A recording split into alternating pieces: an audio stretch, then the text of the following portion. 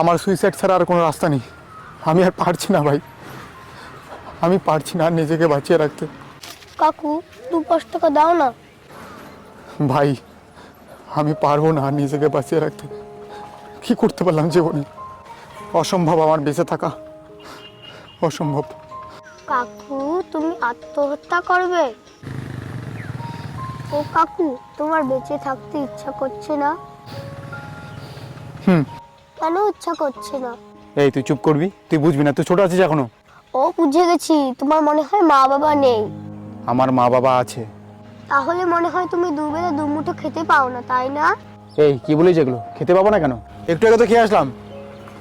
ও এবার বুঝে গেছি, তোমার মনে হয় বাড়িঘর নেই। বাড়িঘর আছে, বাড়িঘর আছে আমার।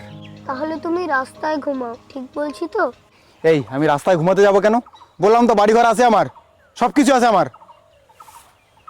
হায় রে হায়।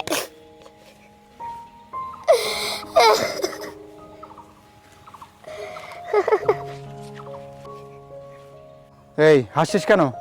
এই দুনিয়া খুব আজব, তাই হাসতেছি। কিছু মানুষ মা বাবা, বাড়িঘর সবকিছু থেকেও মরতে চায়, আর আমাদের কিছুই নেই, তাও আমরা বাঁচতে চাই।